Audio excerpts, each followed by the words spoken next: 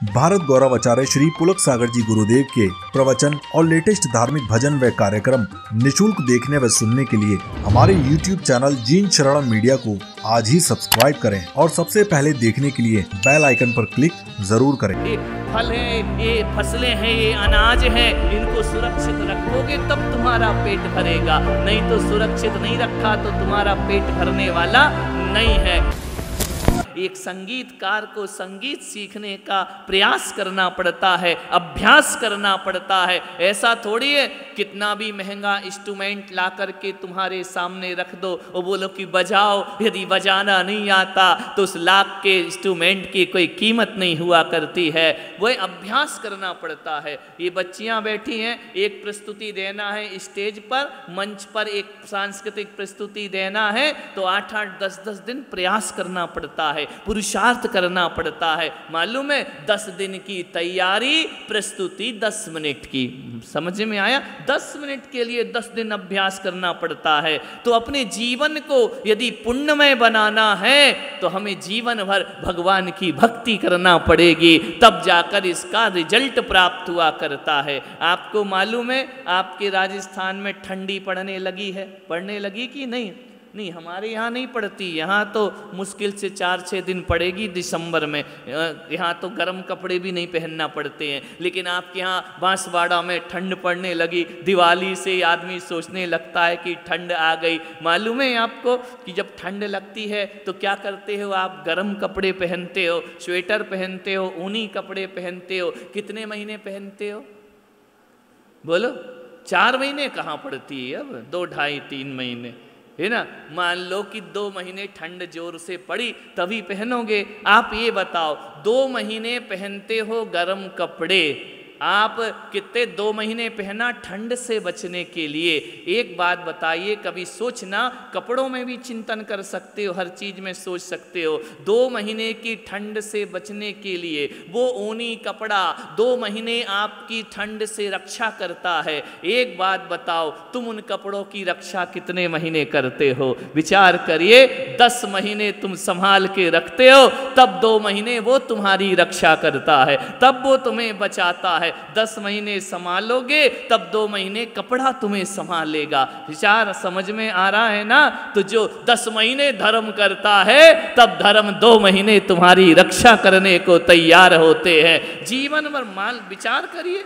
ये फल है, ये फसलें हैं, ये अनाज है, इनको सुरक्षित रखोगे तब तुम्हारा पेट भरेगा, नहीं तो सुरक्षित नहीं रखा तो तुम्हारा पेट भरने वाला नहीं है। विचार करो, सोचना है आपको। ये जो आप जो गहने पहनती है ना महिलाएं, बड़े सुंदर सुंदर ऑर्नामेंट पहनते हैं, आभूषण पहनते हैं, मालूम है कब पहनती हो? शादी में, विवाह में, पर्युषण में, मांगलिक अवसर पर पहनती हो। लेकिन उनकी संभाल कब तक करती हो? जिंदगी भर प्राणों से भी प्यारा उन्हें संभाल के रखते हो, तब जाके आभूषण तुम्हारा सौंदर्य बना करता है। वही मैं आपसे कह रहा हूं, अपने धर्म को भी जो प्राणों से प्यारा संभाल कर रखेगा, धर्म उनके जीवन का सौंदर्य बन जाया करता है। प्राणों से प्यारा धर्म को संभाल करके रखो, तब धर्म हमारी सहायता करेगा। ये जो मिलिट्री में खड़े हैं, सेना पर, सीमा पे खड़े हैं ना लोग, रोज रोज युद्ध होता है क्या? रोज रोज जंग होती है क्या? नहीं होती है। फिर भी वो सीमा पे खड़े रहते हैं जवान, लड़ने के लिए तैयार रहा करते हैं। युद्ध तो कभी कभार 5-10 साल में, एक आध बार 20 साल में होता होगा, लेकिन एक बात याद रखना, सैनिक पूरी जिंदगी भर उस सैनिक की रक्षा देश करता है, तब युद्ध के समय सैनिक हमारी रक्षा करता। सीता ने पूरी जिंदगी भर धर्म का पालन किया, पूरी जिंदगी शील व्रत का पालन किया, बचपन से लेकर राम के घर जाने तक, राम के घर से रावण के यहाँ रहने तक भी सीता ने अपना शुभोपयोग नहीं छोड़ा, सीता ने अपना व्रत नहीं तोड़ा। ध्यान रखना, जीवन भर सीता अपने शील की रक्षा करती है, तब एक बार अग्नि कुंड में धर्म उसकी रक्षा करता है। ध्यान रखना, जीवन भर धर्म की रक्षा की थी सीता ने, तब एक बार धर्म। हम सोचते यार कि एक बार मंदिर जाएं और जिंदगी भर धर्म हमारी रक्षा कर करते रहे। नहीं, धर्म रक्षा कब करता है? जब संकट आते हैं। धर्म रक्षा कब करता है? ध्यान रखना, छोटी मोटी बातों में धर्म क्या करो, सिर दुख रहा है, ठीक नहीं होता है, लाओ कोई मंत्र दे दो, कोई धर्म दे, ये छोटी मोटी तो मेडिकल की दवाई भी ठीक कर देगी। ध्यान रखना, उसमें ज़्यादा ध्यान लगाने की कोशिश मत करो। पूरी जिंदगी जब दांव पर लगती है तब धर्म हमारी रक्षा को आकर के खड़ा हो जाया करता है। मानतुंग का पूरा जीवन दांव पर लग गया, तब 48 तालों में जिन्हें बेड़ियों में जकड़ के रख दिया, पूरे जीवन भर मानतुंग आचार्य ने धर्म की रक्षा की, तब बुरे दिन में धर्म उनकी रक्षा करता। आज विपत्तियों से तुम कैसे बच जाते हो, कष्ट से कैसे बच जाते हो? आप सब यहाँ बैठे हैं, आपके जीवन में भी तो संकट आते होंगे ना, विपत्तियां आती होंगी, आपत्तियां आती होंगी, निराशा आती होंगी, लेकिन जब वो निराशा चली जाती है तो आपको लगता है यार इतना बड़ा संकट टल गया। कैसे टल गया पता ही नहीं चला। अरे कैसे पता चलेगा? ये संकट तभी टला है जब अच्छे दिनों में तुमने भगवान की भक्ति की है, तब ये संकट ऐसे चला जाता है कि हमको पता ही नहीं पड़ता है।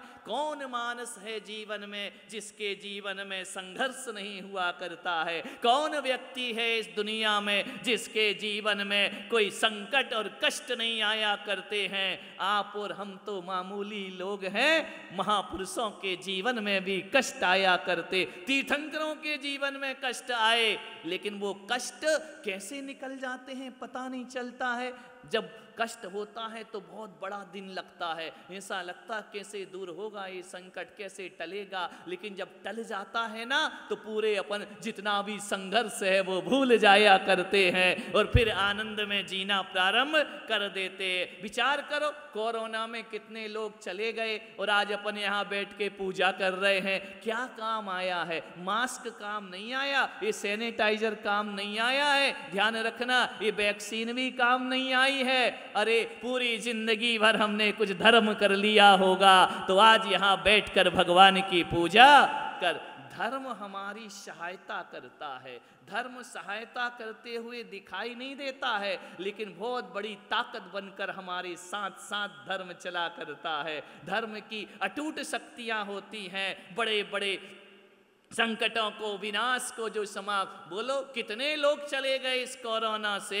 ऐसी चिताएं जली कि एक एक चिता पर 4-4 लोगों को जलाना पड़ा। ऐसे नज़ारे इन आंखों ने देखे हैं। विचार करें, मैं बांसवाड़ा में था जहां चतुर्मास था, चारों तरफ आज इसकी अर्थी उठ गई, कल उसकी अर्थी उठ गई, आज वो चला गया, कल वो चला गया। चारों तरफ बल्लियों से हमारे मंदिर को चारों तरफ से बंद कर दिया। शाम को हम लोग फिर निकल के कमर्शियल कॉलोनी चले गए। ध्यान रखना, बड़ा अद्भुत नज़ारा था बांसवाड़ा का। एक भी दिन प्रवचन नहीं हुआ, एक भी दिन कार्यक्रम नहीं हुआ, कुछ नहीं, बस यही देखते रहे। आज ये गया, कल वो गया, परसों जवान जवान मौत हो गई। इन आंखों ने जवान मौतों को देखा है, हमने कानों से सुना है आज इसकी मृत्यु, कल इसकी मृत्यु। उसके बाद भी हम क्यों बच गए?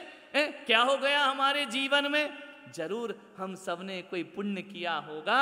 यदि पुण्य नहीं किया होता ना तो हमारे नाम का शांति विधान हो रहा होता, लेकिन पुण्य किया है इसलिए हम खुद भगवान का शांति विधान यहाँ पर कर रहे हैं। नहीं तो अपने नाम के भी विधान हो सकते थे, अपने भी आ सकता था व्हाट्सएप पर हाथ जोड़े ओम शांति। ध्यान रखना, अपन ने तो सबको ओम शांति दी और अपन यहाँ शांति विधान भगवान का कर। ये पुण्य आड़े आया है। साधु संत भी नहीं बचे हैं, वो भी कोरोना से दुनिया से विदा हो गए। अपन आज सुरक्षित हैं तो लगता नहीं है कि कहीं ना कोई सत्कर्म हमारे जीवन में रहा होगा। लगता नहीं है कभी ना कभी धोखे से भी सच्चे दिल से भगवान का नाम ले लिया होगा। लगता नहीं है हमारे जीवन को कोई ना कोई पुण्य हमने जरूर कमाया है। आज जो पूजा का पुण्य कमा रहे हैं, ना जाने कब हमारे काम आ जाए, ये बता के काम नहीं आएगा, लेकिन जब जब संकट होंगे ये पुण्य हमारा जरूर काम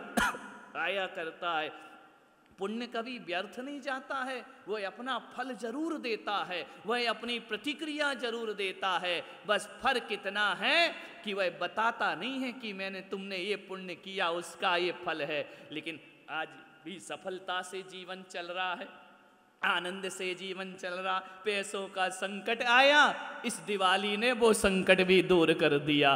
2 साल जो दिक्कत थी, दुकानें नहीं खुली, इस बार तो इतना मार्केट खुला कि हजारों लोग बाजारों में पहुंच गए। ये व्यवस्थाएं कैसे बन रही हैं, कैसे ये सब कुछ हो रहा है? इसके पीछे कहीं ना कहीं हमारी जिनेंद्र भगवान की भक्ति है, कहीं ना कहीं हमने कोई पुण्य संचित कर लिया है, जो आज इतने आनंद से हार मुकुट बांधे बैठे हुए हैं। नहीं तो ये भी हो सकता था कि माला डल रही होती फोटो पर, आज हार मुकुट पहने बैठे हैं। ये भगवान की भक्ति पूजन है। वो कितनों की फोटो पे अपन डाल भी आए हैं माला पूरे चातुर्मास में। ध्यान रखना, ये पुण्य है हमारा, जिन भक्ति का पुण्य है। इठलाओ इस पुण्य पर। कहते हो ना, हम जैन कुल में जन्मे अभिमान करो रे, जिनेंद्र भगवान की भक्त। जिनेंद्र नहीं बचाया है, नहीं तो महाविनाश के कगार पर दुनिया जाकर के खड़ी थी। आज हम यहाँ हैं, हमारा पुण्य आड़े आ गया, हमारी भक्ति आड़े आ गई, उसने हमें संकटों से मुक्ति दिलाई है। ऐसी ही भक्ति करते रहो। पूजन विधान के अवसर मिले, अरे सारे काम छोड़ देना, पूजन विधान का अवसर कभी छोड़ना मत, आगे आकर के रहना। कैसे होते हो? जब कोई अच्छा काम होता है, हमारा नाम पहले हो, हमारा नाम पहले हो।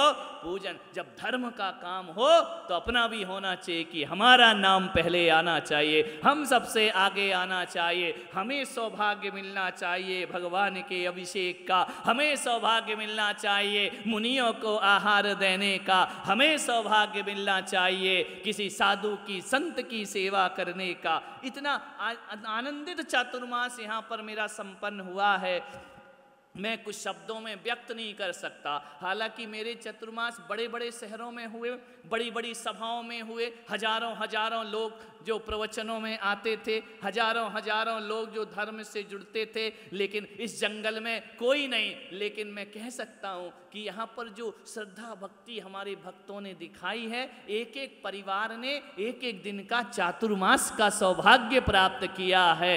ये तो शहर में भी प्राप्त नहीं होता। आज हमारे अरिहंत परिवार को सौभाग्य मिला, जिन शरणम तीर्थ पर। अकेले विधान का नहीं, आज का पूरा दिन इनके ही द्वारा संपन्न हुआ है। सुबह का आहार, सुबह की पूजन, भगवान का अभिषेक, शांति धारा, उसके बाद यह विधान, अभी शाम को आरती होगी भगवान की, जिनेंद्र भगवान की। एक दिन का चातुर्मास, कम से कम अपनी पीढ़ी को कह सकते हैं हमने 4 महीने का भले नहीं कराया, लेकिन एक दिन का चातुर्मास कराने का सौभाग्य हमने प्राप्त किया। ये संत सेवा, ये गुरु सेवा कहाँ मिलती है? साधुओं की सेवा करने को दुनिया में बहुत पुण्य का योग होता है, तब संत सेवा हमको प्राप्त होती है। ऐसा सौभाग्यशाली परिवार, इसका सौभाग्य अखंड बना रहे, मैं आशीर्वाद प्रदान करता हूँ। ऐसे ही इनके घर में आज ये शांति विधान यहाँ पर हो रहा है। मैं तो यही कहता हूँ कि इस परिवार का हाथ,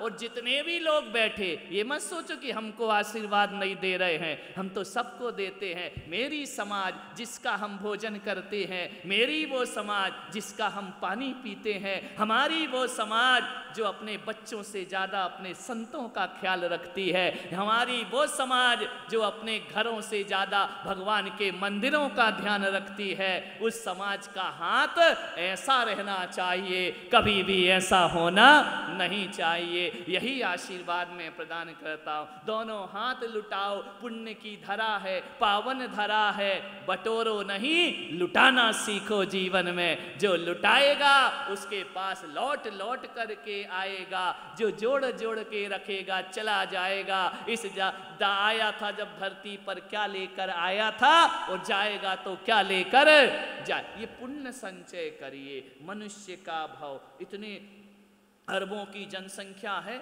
7 अरब की जनसंख्या पूरे विश्व की है। मालूम है, हम मुट्ठी भर लोग ही जैन बन पाए। बाकी लोग जैन नहीं बन पाए। क्यों नहीं बन पाए? मनुष्य तो वो भी बन गए। ध्यान रखना, मनुष्य बनना उतना कठिन नहीं है, जैन बनना बहुत कठिन हुआ करता है। जिनेंद्र की शरण मिलना बहुत कठिन हुआ करता है। आए हम इतना तो करें, जिनेंद्र बन पाए या ना बन पाए, अगले जन्म में जैन बनने की साधना करके यहाँ से जाएं कि जब भी जन्म हो एक ही प्रार्थना करना, इस तीरथ से जब घर लौटना, अपने घर वापस जाना तो यही कहना कि गर जन्म हो दोबारा मानव जन्म मिले, वो फिर से यही जिनालय जिनवर शरण मिले। यही जीवन का लक्ष्य होना चाहिए। हर जन्म में जिनेंद्र भगवान मिले, हर जन्म में जिनेंद्र की शरण मिले तो हमारा जीवन सार्थक होगा। पूरे परिवार को बार बार आशीर्वाद प्रदान करता हूँ। और अभी विधान बाकी है, अंतिम वलय की पूजन चल रही है। आए आलस में नहीं, पुण्य बड़े जोश से कमाना चाहिए। जैसे सुभाष सेठ दुकान में नोट बड़े जोर से कमाते हैं ना, आने दो आने दो आने दो, वैसे ही आज यहाँ पुण्य की दुकान खुली है, आने दो आने दो आने दो। मालूम है जब खुशी होती है तो क्या करता है आदमी? ऐसा मुंह लटका के बैठता है क्या? खुशी होती तो क्या करता है? झूमता है, नाचता है, कूदता है। आनंद में जब होता है तालियां अपने आप बज जाती हैं।